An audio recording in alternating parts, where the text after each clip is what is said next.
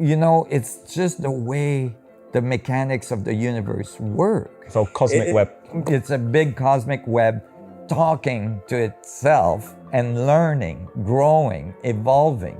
And we're part of this evolution and we're feeding information to the field. And it's like, what information are we giving the field?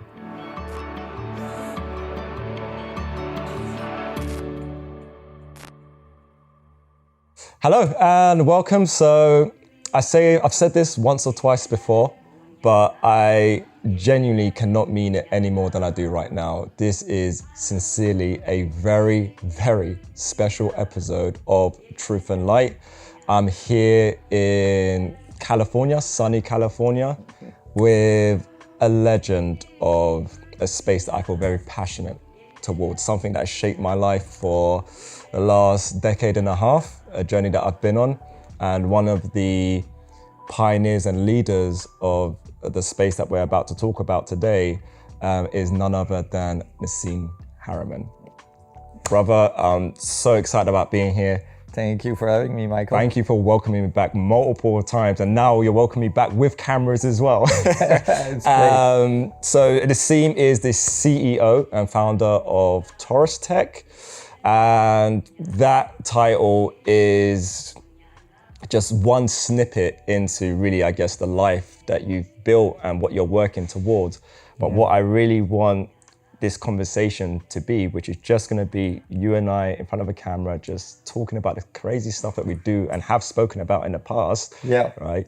But I really want my community, my industry to understand at a much deeper level why your work's so important, who you truly really are, and what you're trying to achieve, because I know the fuel that we both have is exactly the same. We're genuinely trying to do something that helped benefit humanity. Yeah. So in your own words, my brother, who are you, what are you up to? And well, for me from early on, it was like, okay, it became apparent to me that we were missing some fundamental concepts, some fundamental answers to the structure of reality. We didn't understand some of the fundamental principle, like how did we get here? How does the universe, if it's random, produce coherent systems like biological entities that have 100 trillion cells that all function absolutely perfectly for hundreds, for 100 years, and like burning thermodynamically almost at 100 Fahrenheit every day, day in, day out, like highly regulated, very complex, billions of chemical change every second, millions of cell divisions per second. All this is remarkable. And to me, I wasn't getting very comprehensive answers. It's all completely random. Yeah, it's all random. And it's like, okay, well, it randomly arranged this way. It's like, what are the probability of that? Yeah. And clearly, when you calculate those probabilities, it's really, really, really improbable that it happened under random function. Yeah. And as well, like other deeper questions as well, like what is mass? What is charge? What is electromagnetic field? What is gravity? All these questions, we have ways to calculate these things and understand how they interact with each other, but we don't actually know the source of them. Like, how does mass emerge? Mass curves space-time. What is space-time, right? It curves space-time, produce gravity. So if we don't know what space-time is and we don't know what mass is, then we don't know what gravity is. All these things. So gravity, we're definitely going to get to, because as you can imagine, very close to my heart with what it is that I'm doing. Yes, right? yeah. So I'm going to save what is gravity question for a little bit later on down in this conversation. But if we can start by, I guess, going back really to the beginning stages of your journey and what sparked that alternative thought process, because I definitely know in my journey, there were certain moments in my early stages of development where I started to realize that I was looking at things differently, but I was too embarrassed, too young, and I didn't know if my thought process was unique or if my thought process was just crazy. I just didn't want to tell anyone about it because I didn't want to be judged, right? And for me, as a kid, I remember just sitting in the playground looking at a bumblebee. Right? I couldn't have been any older than maybe 6, 7 years old. But I remember looking at a bumblebee and thinking, there's no way you can do that, right? Like aerodynamically, like, how are you doing that? Right. And I kept that internal for years, you see. It's only like later on when the advent of the internet was out, I started to Google and research this stuff, and I realized, okay, when its wings match the Earth's magnetic field, it achieves levity, right? Then turns out beetles are doing the same. In fact, beetles, you've got 2 wings, you've got the outer wing, but the inside of the outer wing, you've got laced tetrahedrons. Then you've got inner wing, which again, when it matches the Earth's magnetic field, you've got anti-gravitational effects. So for you, when did the journey really start, and what did that look like? Well, there was a bunch of different moments. I remember one specific moment. I must have been around 7 years old, 2 or 8, where I was in a classroom, and I looked out the window because I spent most of my time looking out the window, wishing I was out there in nature. I was looking at a tree, and a voice in my head said, "The space between you and that tree is not empty," right? And it kind of hit me like, yeah, it's full of. That's a very profound thought at that age. I was thinking, right, it's not empty. There's air. I mean, I was only like 7 or 8, but as well, I felt like, well, yeah, but there's like sunlight. I didn't know electromagnetic fields and all this, but I realized, yeah, there's stuff in the space. Yeah. And then when I was later on, when I was going through chemistry and so on, and I learned about atoms, and I realized that atoms are 99.99999% space. I was like, wait, the material world is mostly space. And then I realized, well, if the space is not empty and the material world is mostly space, and we're spending a lot of attention on the 0.00001%, maybe we should pay attention on the 99.99999. And I started to realize that there was problems in our mathematics, in our physics, like that we applied mathematical concepts assuming that they were physical concepts, right? Like concepts of dimensions, right? Where we think that because we've got in our mathematical model Cartesian planes, like 2-dimensional planes, we assume that if we use a 2-dimensional plane in a physics equation, then the physics of the world may be in a 2-dimension. Like, just on that point, even how we navigate our way through, even as simply as me picking up this cup and taking a sip, right? That is within a 3-dimensional space, okay? But then you have to factor in that it's 3-dimensional space also confined to the visible light spectrum, which, if you know this better than I, but if I'm not mistaken, isn't visible light spectrum about 0.0003% of all the information fields that are available, right? Right. So we're talking about visible light spectrum, 3 dimensions within visible light spectrum, and then we go off as, say, scientists and our educational systems make very bold statements about existence when the experience is confounded to... It is very restricted to a very small band of what actually is there, and this is the problem. And so it was clear to me that early on that we were making dramatic errors based on observation, right? So for instance, when we look at the space in the quantum world, it's not empty at all. It's full of electromagnetic fields fluctuating at very high density. But because in our day-to-day experience, we experience space as empty, we, have a tendency to think that matter is independent of the space around it. Where, in fact, what I've discovered is that there is nothing else than space meaning, for instance, in Einstein field equation, we've separated mass from space-time, meaning where there's mass or energy, then space-time curves, right, and makes gravity. But clearly, when we look carefully, we realize that actually there's no separation between mass and space-time. Yeah.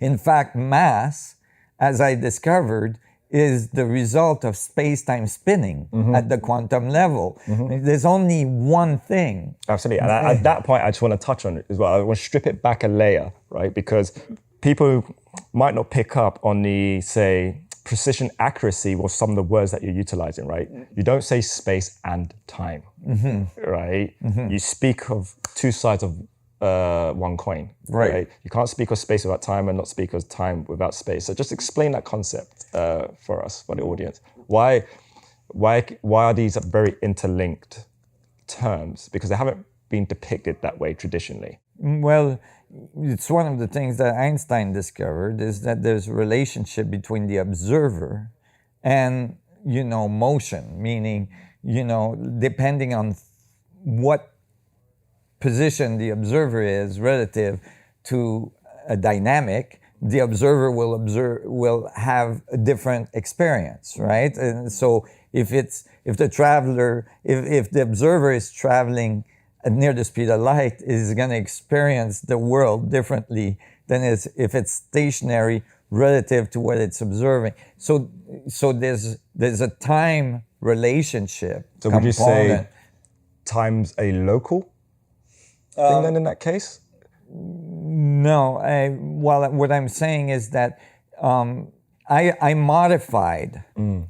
So eventually I came to realize that space-time is not accurate, but I have to use terminology. That's why I was saying space-time, because I have to use terminology that the listeners are going to understand what I'm talking about. But I modified the terminology space-time to space memory, because I wanted to get onto this. No memory, no time. Absolutely. Right? If space doesn't remember anything, it cannot assign a linear, evolution of things. Absolutely. If you can't remember the moment before, you wouldn't know that there's time, that there's an evolution to time. So slightly prematurely, I didn't want to jump straight onto Bitcoin, but that is the distinction and difference that I saw in Bitcoin, because with the blockchain and really and truly what Bitcoin is you have an auditable trail of interactions that are recorded along ultimately a tape.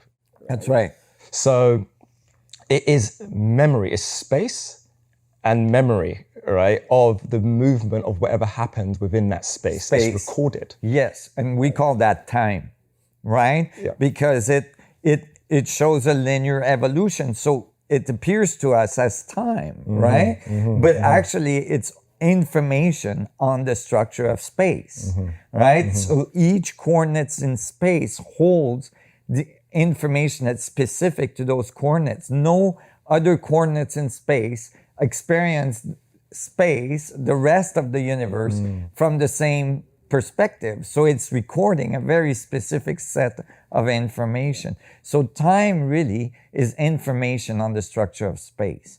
And this is a profound transformation in your thinking when you start to realize that. Basically, you could say that as I move my arm, I'm leaving a trail of information behind. Think of space as a crystal, like a snowflake crystal, like a frozen, rigid structure that I'm melting as I'm moving through it. And so as I'm moving through it, I'm melting it. And I'm using very broad terms, although I just want to make clear, and it's on my Windows, I've solved these equations in the last few months very clearly. And they're very accurate, and they produce an amazing result. But as you're saying what it is that you're saying, tying it into also that 99% is space, right? Well, beyond 99% being space. Right. So as you're using an example of just moving your hand through space, right? Well, on that basis, and we being light bodies, okay, and space memory, you're talking about essentially the memory of the movement or the prior movement, therefore is directly correlated to the remanifestation of its image. That's right. Right? So, yeah. So this then very interestingly segues into things like law of attraction, right?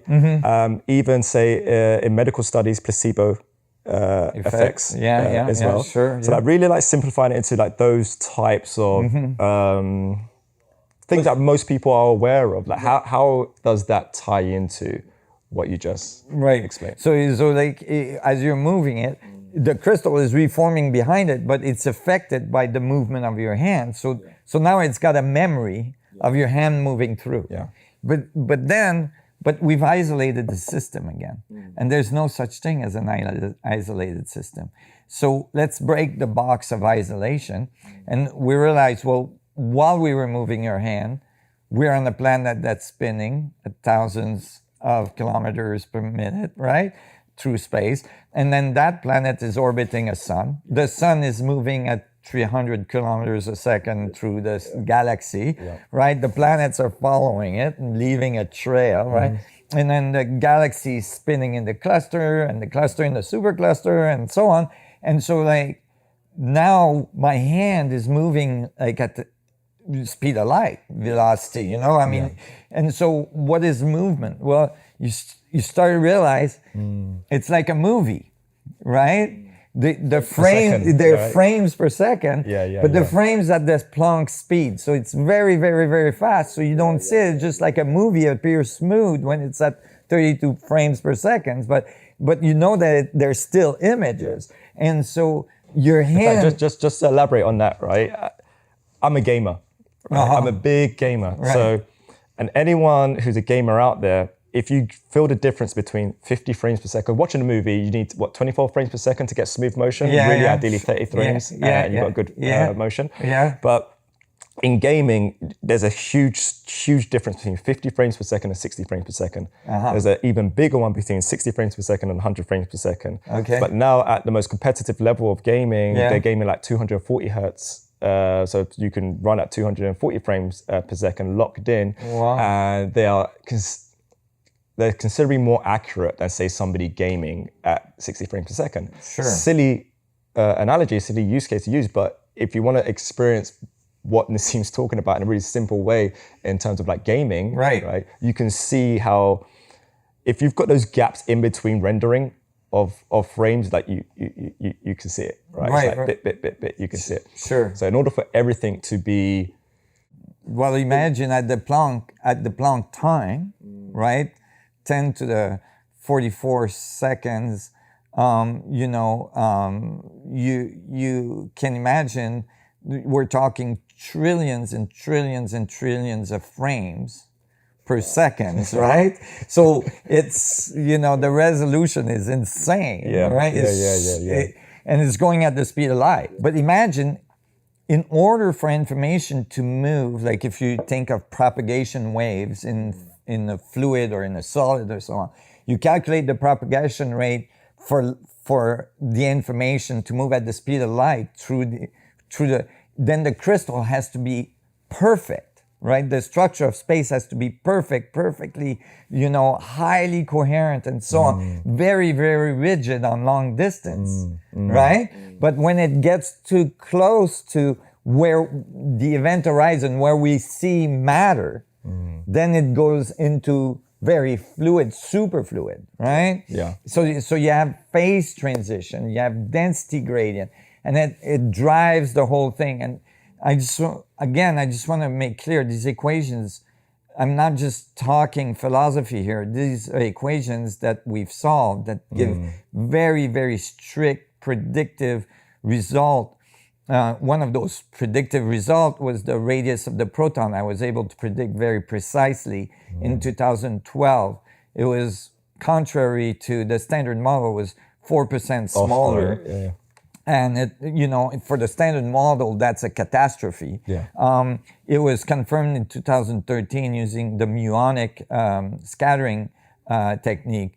but then it was reconfirmed like a year ago using electronic techniques. And now CODATA, which is the standard for all measurements for physics, adopted this new radius that I predicted. So, these are very important things. Like a theory is a theory, stays a philosophy until it predicts and you're able to measure, things that will confirm it. And in this case, many things have been measured. So as well, not only the radius, the proton, but in the latest equations I wrote, we were able to extrapolate the theory to define the way space divides. And, it gives the right solution for the mass of like stars and galaxies and clusters and superclusters and the universe. And when we got to the universe, from the same equation, we can extrapolate the temperature of the system. And when we extrapolated the temperature of the universe, we got the exact value that we are measuring for the background radiation of the universe, which is one of the first theory that is able to make that prediction accurately. In fact, our prediction is exactly, the means in between the last two most modern measurements of the background radiation. That's what's beautiful about who you are and what it is that you're doing, because these papers are out there, right?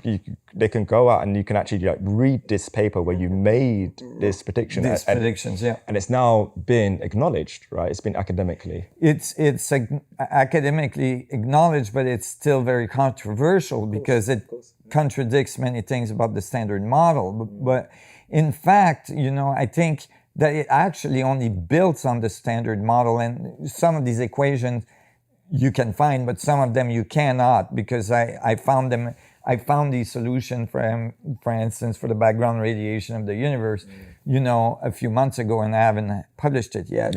When you look at this scaling we found, you can see that it's very similar to parts of quantum theory from the standard model, part of the standard model where perturbation theory is used, QCD, QED, and it's just that before I was kind of done in the standard model ad hoc, meaning there was a lot of free parameters that had to be placed in to make it work, and perturbation theory is really just a way to approximate things. And you see that in the equations that we found, basically that all those free parameters and all these things go away, because you see something similar to perturbation theory, but in fact it's just a fractalization of the mathematics. And now it gives very highly accurate results, and mathematical constants emerge naturally from the theory. You can understand all the scales with one theory instead of having multiple. And that's the thing that I find so fascinating, but also I have a lot of admiration for what it is that you're doing, because I've made my own little small mathematical breakthroughs with certain things that I'm doing, and you just want to sprint in so many different directions, right? You get locked in. It's for multiple different reasons. It's challenging to kind of think, all right, what do I do with this information? Because a lot of people stay in a theoretical realm, right? But what I find so fascinating about what it is that you're doing is you really are trying to apply these theories and actually build real products and real solutions. Right? And I know the motive as to why you want to do that is because you genuinely want to help make an impact, right? You're fueled by wanting to deliver something to humanity. To humanity, yeah. So from, I guess, the state of like the first big, huge breakthroughs, like really perfecting from a model that was basically 4% off, right? Which, when we're talking about quantum scales and subatomic scales and like Planck's, like 4% is, it might as well be 100. Right? Yeah, but, because you can think, at such a small scale, just think of like leaving on a boat from Europe, from France, going to New York, right? And charting a course that's 4% off, you know, in You're not gonna be happy. Yeah, you're gonna not only miss New York, you're gonna miss all of North America, you know, like you're gonna end up in South America somewhere, right? And so there's a lot of things in the standard views of physics that have been kind of like not like many answers that are missing. That all of a sudden, when you plug in this new view, it just comes together. Yeah. It just, oh my God, it becomes clear. And that really is, I guess, the thread that, well, we know Einstein was trying to sow on the second part of his life. And I guess really is the leg where all physicists really should have been aiming on continuing that journey. I know Einstein has his approach. But you know, that's so weird because Einstein tried to unify, you know, quantum theory and relativity all his life after participating in like both of them. Right? I mean, people don't realize, but Einstein was very much a participant in making quantum mechanics what it is, you know, from the beginning. When he wrote papers on the photoelectric effect, which he got the Nobel Prize on, he's the one that called the photon. He took it from, you know, the Planck's constant. I mean, he birthed quantum theory. You know, Max Planck is usually the one who gets referenced. Referenced. But Einstein was very much a participant, and of course relativity. And then he tried to bring these two together for the rest of his life. But what's really strange is that after first of all, you know, he felt like quantum theory was off track. And I think he was right. And, you know, because he didn't like this type of, you know, at one point, quantum theory became very esoteric and left the concept that there was some kind of mechanical function you could write about the quantum world. It became quantum voodoo and like all this, you know, quantum weirdness got involved, and it's like, forget it, we can't write, we can just run, you know, statistical models. And that's the thing, I think Einstein and, well, one, it's a different era, right?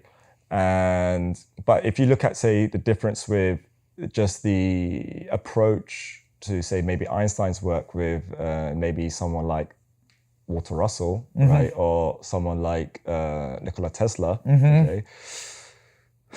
All geniuses in their own way, right? Brilliant minds, right? But you definitely see more of a integrated nature, kind of spiritual, more esoteric-esque kind of approach with, say, the other, like Russell and Tesla.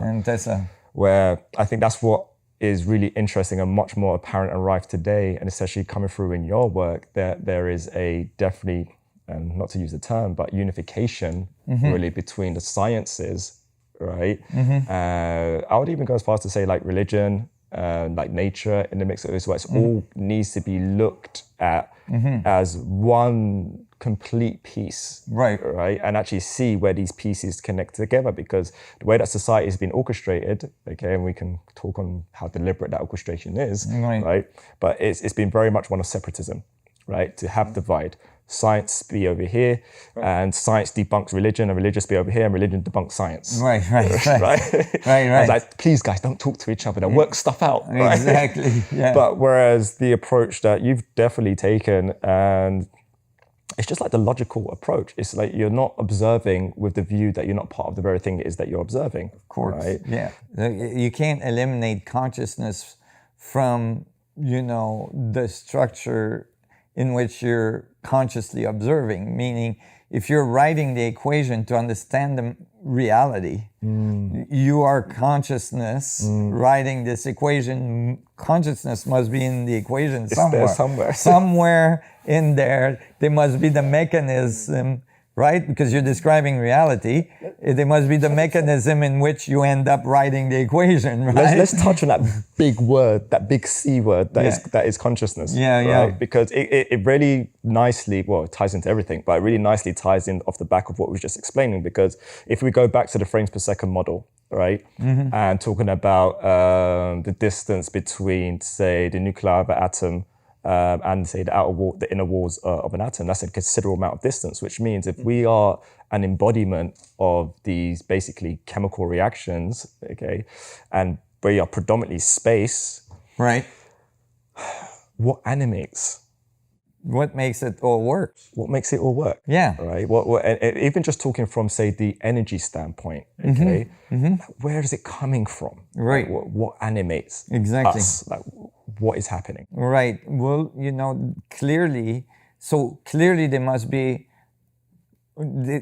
two things, right? In order for things to self-organize, unless you just throw your arms up and you say, well, there's some God somewhere that's like organizing stuff, right? Oh, all the Tamagotchi. But then you would have to ask, if you're really honest, you would have to ask, the question, how does God get there, right? So you're still back to the same problem. Chicken and egg. Right. But if you look at it like logically from just like thinking of nature, and looking at nature and observing nature, well, you'll find when you observe nature very closely, and this is the things that Einstein was missing to solve the problem of unification. If he would have had these tools, he would have solved it. You can quote me on it. I'm convinced. If Einstein had the iPhone, I think he would have solved it. Just hit Google. He was missing a few pieces, a few tools.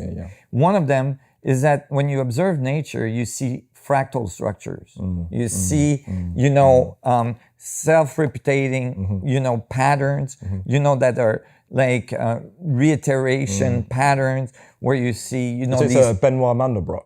Benoit Mandelbrot was the one that coined the word fractals, but you can go back in history even to ancient civilization, and you can see those concepts being present already. This concept of fractalization and feedback, because fractal systems, are basically the result of you taking the answer of an equation and feed it back on itself, and it evolves that way, and it produces nonlinear effects that have infinities and so on involved.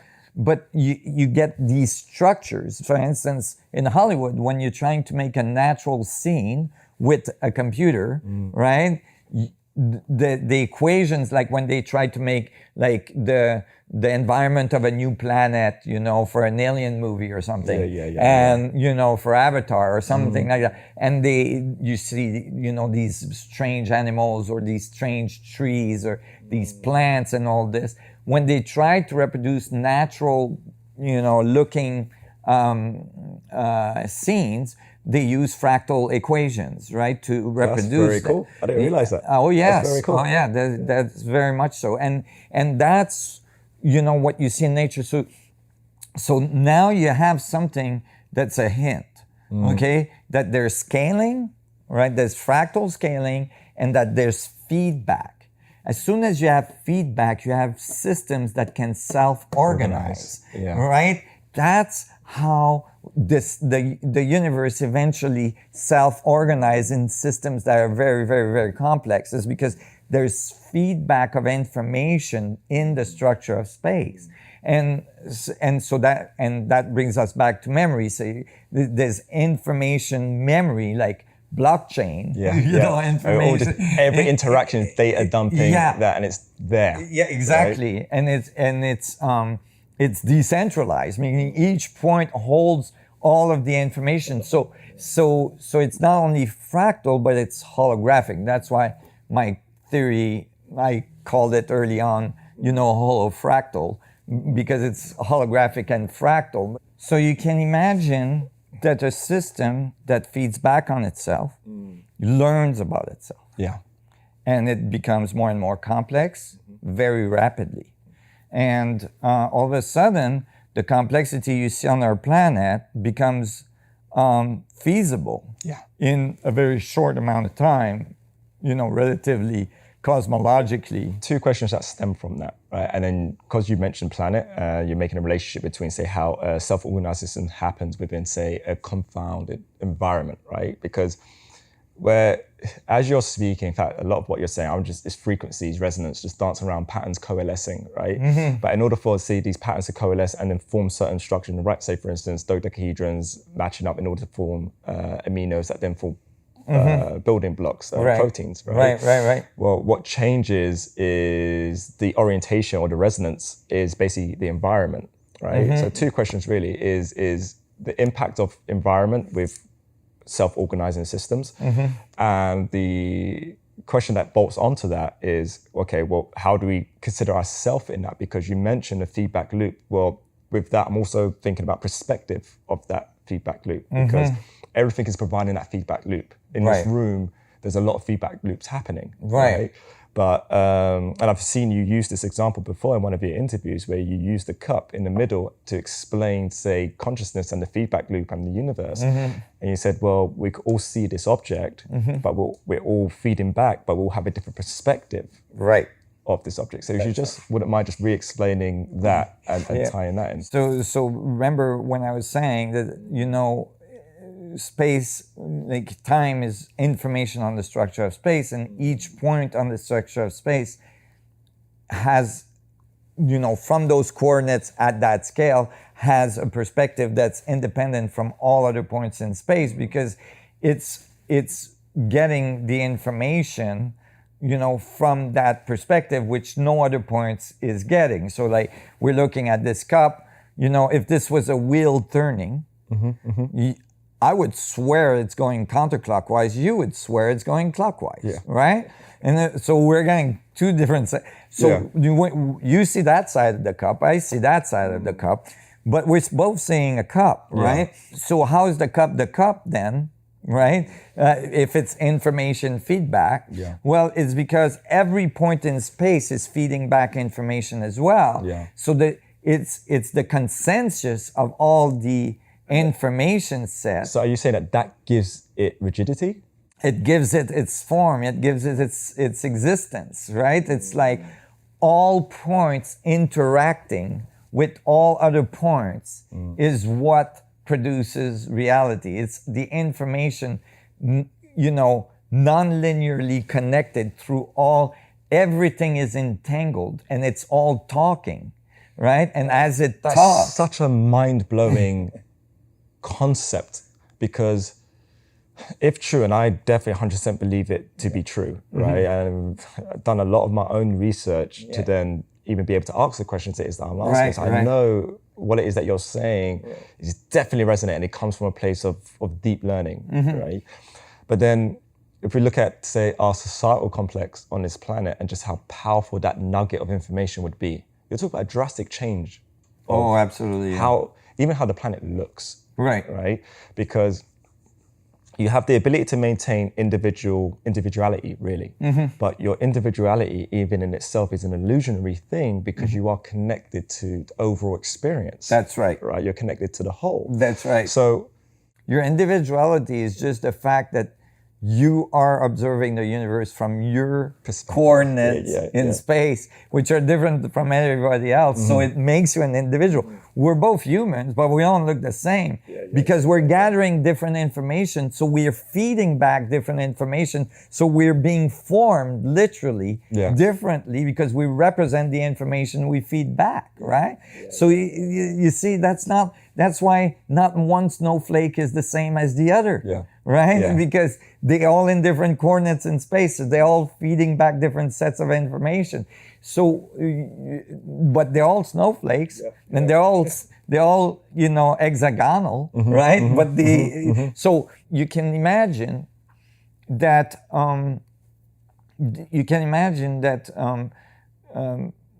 the evolution of a system then would be entangled. So let me just give a very concrete, just so the listener, understand that I'm not just talking philosophy. If what I'm saying is true, I should be able to take any bits of this holographic fractal structure that we live in, and by analyzing that bit, if I got the right equations, I should be able to know what the hell the whole thing is doing, right? Yeah.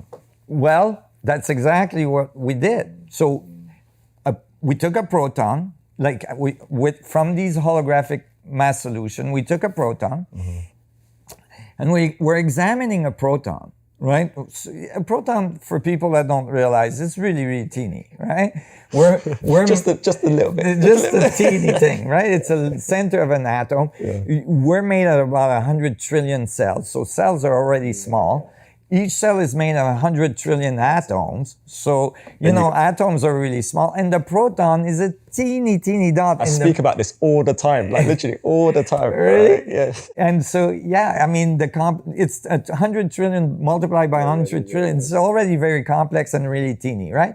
So by running the equations, these holographic mass solution equation of the proton, we extrapolated the mass of the universe. So you're studying a proton and you're getting the mass of the universe, precisely the mass of the universe. That is more precise than the standard model, because from this solution, we're not needing dark matter or dark energy because it's giving the correct mass. Yep. The standard model gives a mass that's only 4% of what's observed. I actually want to clarify a bit on that, right? Because it's kind of an accepted,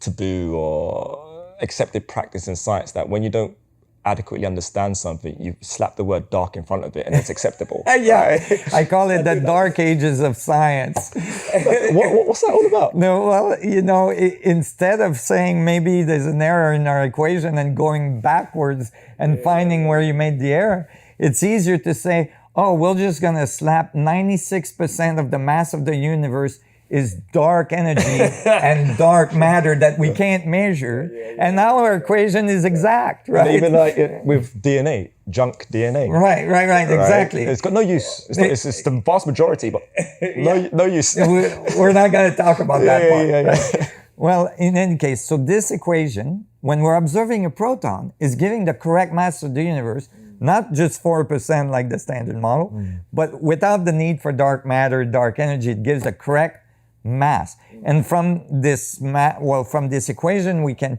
extrapolate the radius and the temperature. And then when we get to the temperature, without dark matter and dark energy, we get the exact temperature we're measuring. So all of a sudden, you're studying a teeny particle like this in the universe, right? It's a little bit like when Kepler was like studying geometry and extrapolated the orbitals of our solar system, although it was not quite exact because they're not circular, they're elliptical. But but he was studying here on Earth geometry and he was getting something results in the cosmos. Yep. Well, you're studying a little teeny proton here on Earth, and from it you can extrapolate what the universe is doing. Right? Which is remarkable. And then as well, from that, you can extrapolate all the scales in between. The whole thing comes out. It's so incredible that I just don't want to gloss over this. Right. I really want to try and help people really understand the profoundness of what it is that you just said and what it is that you're doing, because you're talking about, it's too easy to overlook that statement, right? You're talking about looking at the smallest possible thing that has the image of the whole, right? That has the image of the whole. You are 100 trillion cells, each cell has the image of you, right? But then the atom within the cells has the image of you. The proton within the atom has the image of you. But it's not just you, it is everything. Everything. Right? Yeah. So if we simplify this to really... So that means you're interacting with everything. All the time. All the time. Right. And that means that your perspective is being fed to the whole. Like your coordinates in space-time, the way you interpret the world and the universe is being fed to the whole thing. You're part of the background temperature of the universe. Yeah. And it's like, I was actually speaking on this, funnily enough, I'd done a presentation about a year and a half ago at one of the major Bitcoin events, CoinGeek in London. And me being me, I'm very cryptic and symbolic with stuff, because it's just it's a holographic way of getting information out there, right? Because then I can sit down with, say, different levels of individuals and I can break down a story depending on the audience it is that I want to break the story down to, but you got the full weight of it there.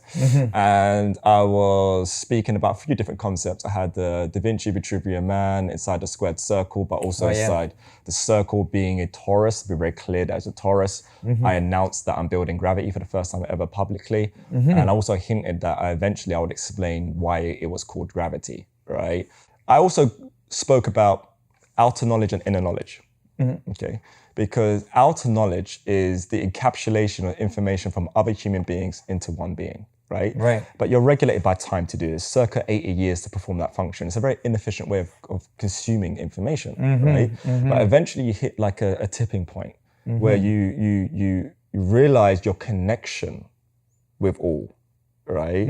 And then you start to go towards a place of inner knowledge, inner discernment. Right. So if we like touch on this a bit and we maybe speak about meditation, right? And even that's really good, because I was going there, because I was gonna get back to the point where you asked me like what happened when you were a kid, and one thing that happened that was really significant to me when I was a kid is I learned to meditate when I was 11 from a young master of meditation, a young guru that was I think 15 at the time, and when I started to meditate, I realized, wait a minute, there's the external world.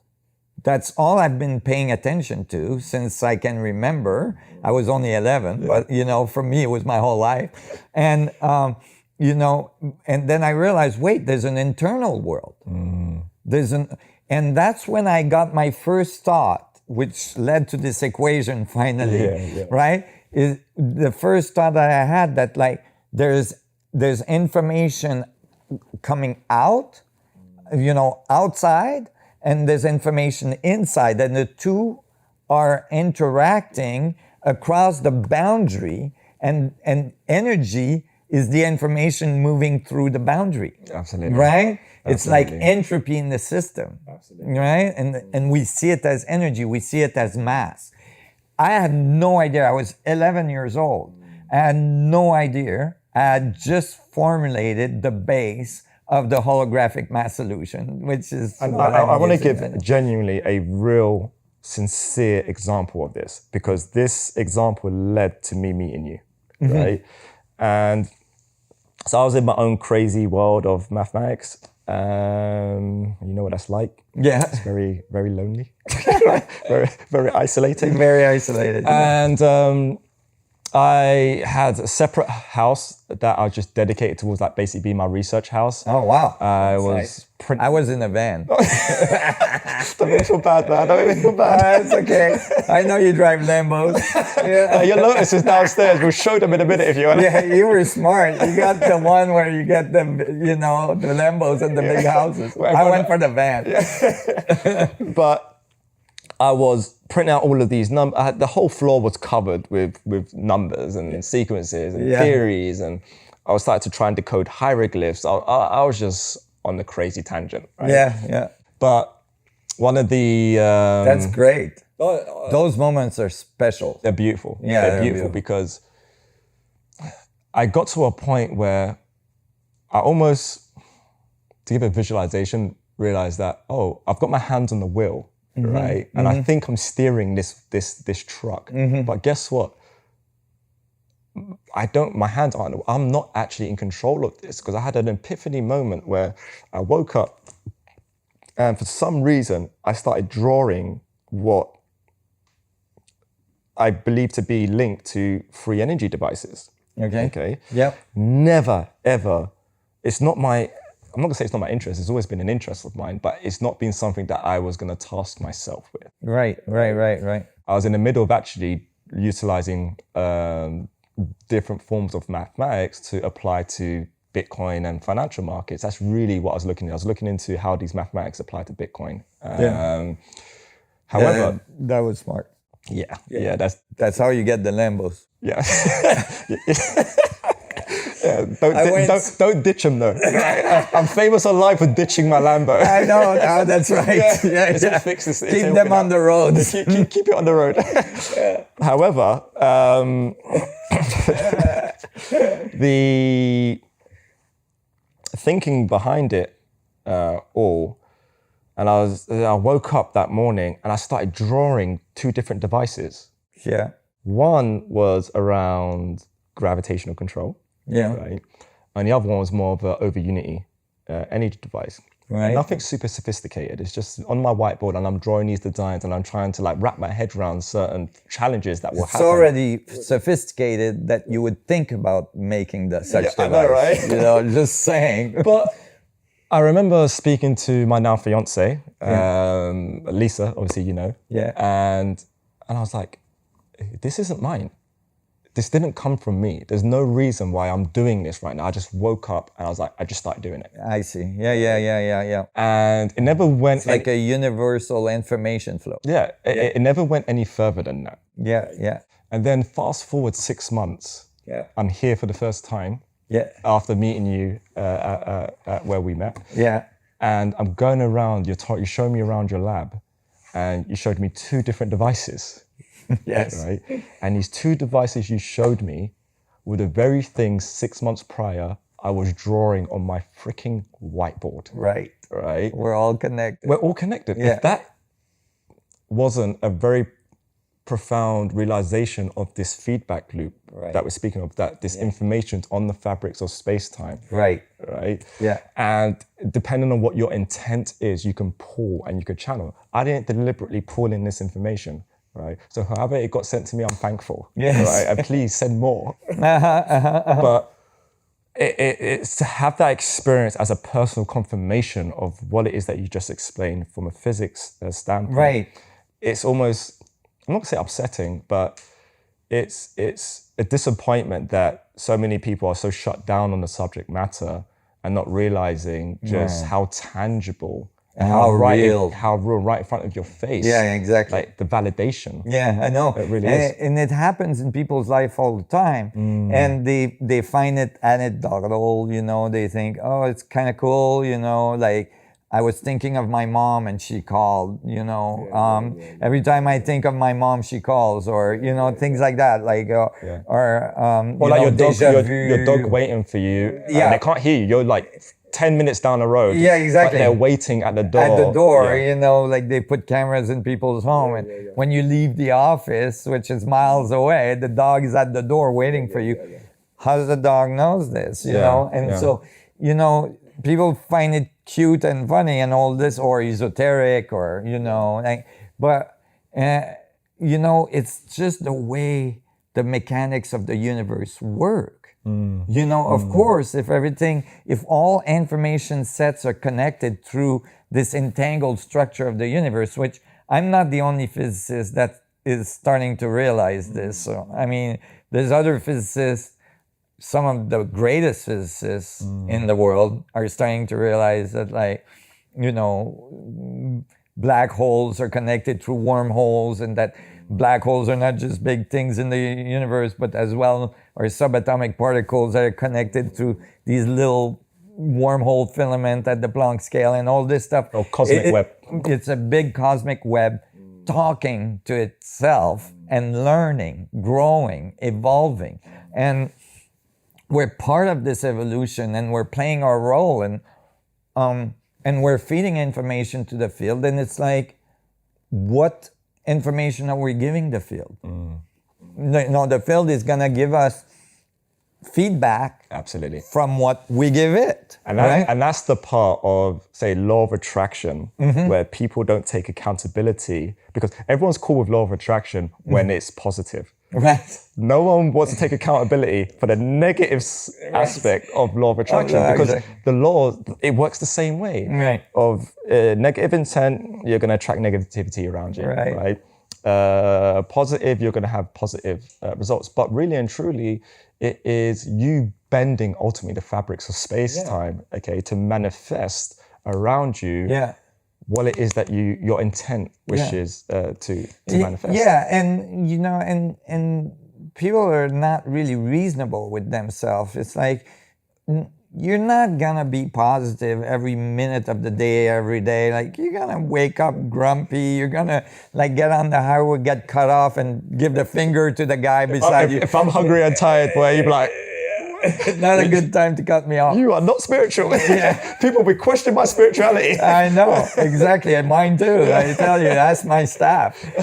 So I mean, it's, but if you make an effort, like if, it's how fast can you return to that place, of centeredness. And that's where meditation is really important, because if you know where the center of you is inside, then you can go back to it easily. If you don't know where that is, you just get caught in the spin and you're kind of like out of control, right? Yes. And so, it's really important as well, the concept, you're talking about manifestation capabilities, but as well, the concept that, that's going around a lot, like you're creating your reality, right? Yeah, you are partially, meaning that's only half of the feedback. That's the feed forward. But the feedback is that the rest of the universe is creating its reality too. Yes. So the rest of humanity, and so it's interacting with your creation, and it's giving you a result that is nonlinear, meaning if you could create your own reality exactly the way you want it, first of all, you would be the only one in it, because everybody else would be creating their own. You'd be really lonely. You'd be like, where is everybody?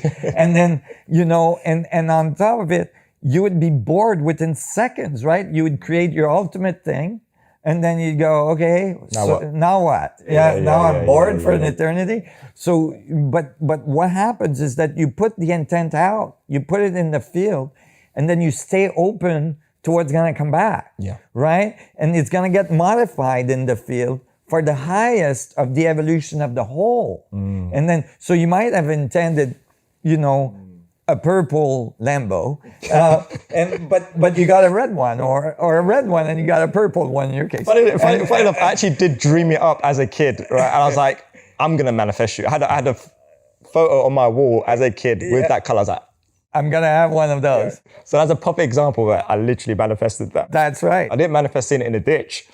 I manifested the car. Yeah, well, that's good. It's a good. Maybe that's karma. Maybe I went wrong somewhere. The universe had to check me. Exactly, it was one of those moments where you were grumpy, maybe.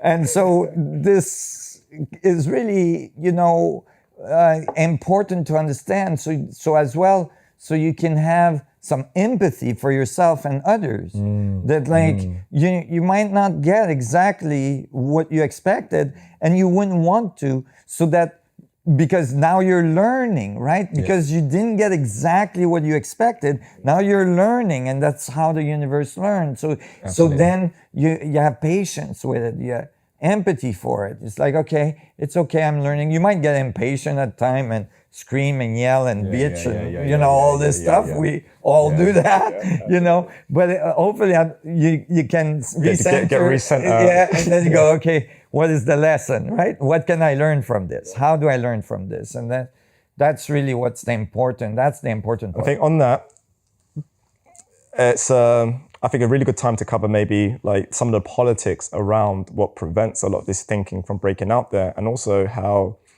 the mechanics of what we just described is actually being very much understood and utilized to maintain a societal structure that doesn't allow, say, a freer thinking. Because, and maybe we could touch on maybe why we've got some of this stuff on the table and we've got some of this stuff behind me, because I genuinely think, and I always humble myself, that whatever work I'm doing or involved in, or whatever work that we're doing as a collective, which is why I really like to try and have a habit of referring to my fellow human beings as brothers and sisters, right? Because it's definitely, we're connected. But a lot of this is all rediscovery. It's not discovery, it's rediscovery, right? And we have incredible evidence of, say, ancient monoliths, pyramids, great examples, but pyramids are everywhere. There's thousands of pyramids on the planet, right? They're everywhere. Yeah, they're finding more and more. It's crazy. They found like thousands and thousands of them in Guatemala in the last few years, and it's blowing their mind, because we're getting better and better imaging capability. They have LiDAR now that they're able to see under the foliage of the thick jungle, and they're realizing it's all pyramids under there. And not even to mention under the sea, inner earth as well. They're everywhere. They're everywhere. They're finding pyramids everywhere. Well, that's a wrap for part 1 of this very, very special episode of Truth and Light with none other than Nassim Haramein. And in part 2, we go even further down the rabbit hole and tie this into a little bit more about Bitcoin, a little bit more about why we've called gravity, and more importantly, both of our respective missions and why we're united on our respective missions. So until next time.